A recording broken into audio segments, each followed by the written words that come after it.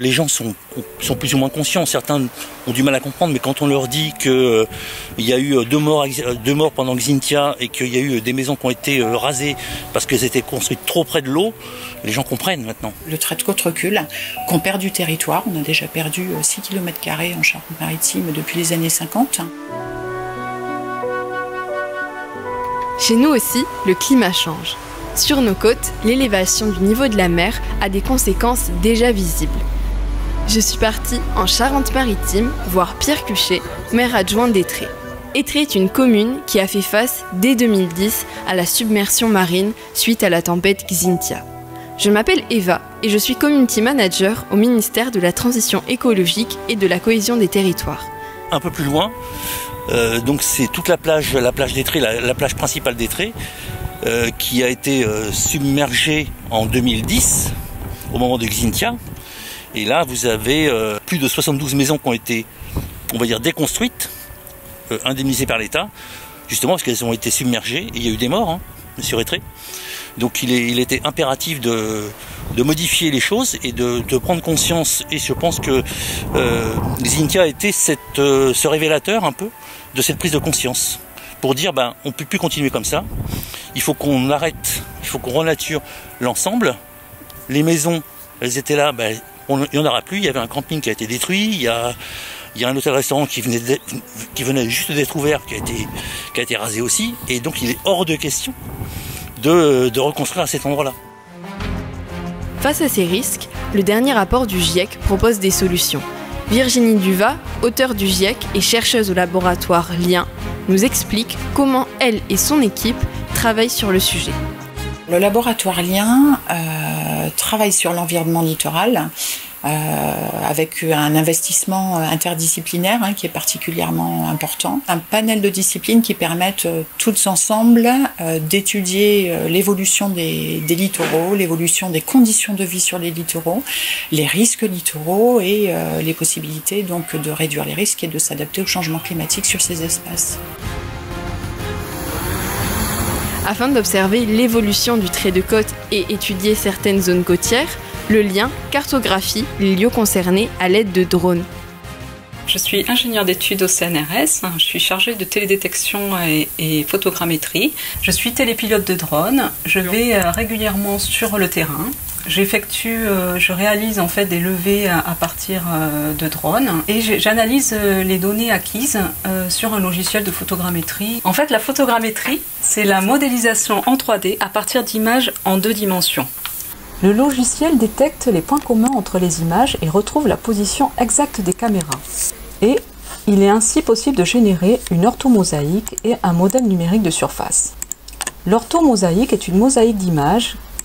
Par exemple, dans ce logiciel d'information géographique, je peux afficher une orthomosaïque ou des images satellites à plusieurs dates. Lorsque l'on trace le trait de côte à différentes dates, par exemple ici en bleu avant cyclone, en rouge après cyclone ou en vert à plus 2 ans, on peut regarder l'évolution du littoral, vérifier s'il y a accrétion, érosion ou stabilité. Le laboratoire Lien participe au programme de recherche Adaptom. Son but, anticiper et s'adapter aux conséquences du changement climatique dans les îles habitées d'outre-mer. Mais ces recherches pourraient bénéficier en réalité à toutes nos côtes.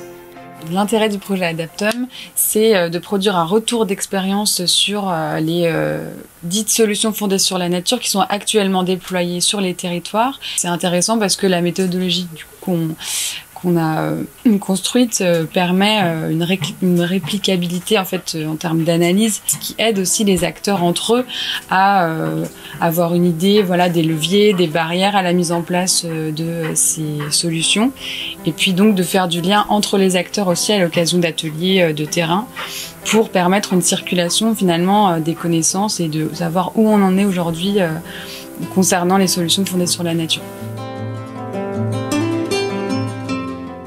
parmi les grands types de solutions. Alors d'une part, tout ce qui va être finalement la promotion d'un développement plus durable et moins impactant pour les écosystèmes. C'est le cas des récifs coralliens, c'est le cas des mangroves, c'est le cas des herbiers marins, c'est le cas des systèmes côtiers végétalisés. D'abord, ils atténuent la houle, et notamment les houles de tempête, par exemple les houles cycloniques. Quand elles arrivent à la côte, la première barrière qui freine la houle, c'est le récif corallien. Derrière le récif corallien, si par exemple on est à Mayotte, on a des mangroves, on a des herbiers. Donc il y a vraiment un effet de freinage de la houle qui donc amortit son énergie et fait qu'ensuite cette houle cyclonique, elle est beaucoup moins dévastatrice quand elle arrive à terre sur les aménagements humains. Donc ça, c'est le premier rôle des écosystèmes, ce sont les plus beaux brise-lames naturels qu'on ait. Et ensuite, leur deuxième rôle, c'est que mangroves, herbiers et végétation des dunes et des plages interceptent tous les sédiments qui sont apportés par les vagues, les fixent. Et en les fixant, en fait, ces écosystèmes, ils font quand même un truc qui est assez génial, c'est qu'ils sont capables de se développer verticalement. Et donc, en s'exhaussant, en se développant verticalement, ils s'ajustent à l'élévation du niveau de la mer et ils annulent ces effets sur les côtes. Donc si la mer monte de 10 cm et que la mangrove réussit par captation de sédiments et par fixation de ces sédiments avec ses racines à monter aussi de 10 cm, on se retrouve en fait avec une annulation de l'effet élévation du niveau de la mer. Si les scientifiques ont des solutions, les adapter localement est une autre paire de manches. Les collectivités doivent d'une part entreprendre la protection immédiate de leurs administrés et des activités économiques, souvent avec des ouvrages de protection qui impactent les écosystèmes côtiers, les plages.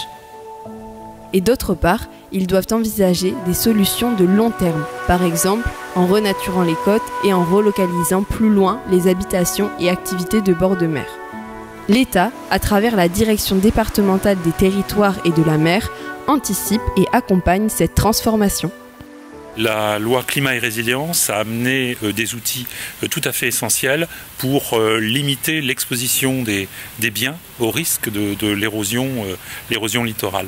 Et à ce titre, notamment, une cartographie va être mise en place pour les collectivités qui vont être intégrées dans le dispositif, avec un zonage particulier permettant notamment d'identifier là où le recul sera dans la période de 0 à 30 ans. Et là, effectivement, on ne pourra plus construire. Et puis, il y a toute la bande entre 30 et 100 ans. Donc, sur cette zone-là, où on sait que l'érosion du trait de côte va continuer, il y a des mesures particulières qui vont pouvoir être prises par les collectivités. Ce sont les collectivités qui sont au cœur de la manœuvre pour cela, avec notamment la possibilité d'utiliser un droit de préemption urbain dédié, avec la mise en place d'un bail réel immobilier particulier, de manière justement à encadrer, avec aussi à la clé une obligation de démolition et de remise à l'état naturel, de manière aussi à ce que la nature puisse reprendre ses droits derrière. Donc tout un ensemble d'outils qui sont là à la fois pour favoriser une gestion prudente de l'habitat tel qu'il est aujourd'hui, mais également commencer à travailler sur les relocalisations d'habitats, d'activités en dehors de ces secteurs les plus menacés. Et pour terminer, au niveau des solutions concrètes, donc il y a certes des solutions qui permettent par exemple de ne pas construire trop proche du littoral, mais est-ce qu'il y a d'autres... Pas le choix. N'arrête pas les sportifs. Du coup, au niveau des solutions, est-ce que vous avez des exemples concrets dont vous souhaitez nous parler? Vous avez ici, vous êtes assis sur le muret qui a été construit dans le cadre du PAPI. Le PAPI, c'est un programme qui a été décidé après Xynthia, justement, pour tenter de limiter les risques de submersion. Donc vous avez ça ici qui court tout le long du littoral. Par ailleurs, Xynthia nous a fait prendre conscience encore plus et on a maintenant ce qu'on appelle un PPRL, un plan de prévention des risques littoraux, qui définit des zones inconstructibles parce qu'elles sont submersibles. Donc on ne peut pas construire des murs de 10 mètres de haut partout, c'est pas du tout l'idée. Hein. Prendre des précautions, être conscient du problème. Et je pense que les gens sont aussi conscients maintenant. En tout cas, ils ont pris conscience. Est-ce que tous sont aussi conscients que d'autres? Peut-être pas, mais ils ont pris conscience des problématiques et des solutions qu'on essaie de mettre en œuvre. Merci beaucoup, monsieur.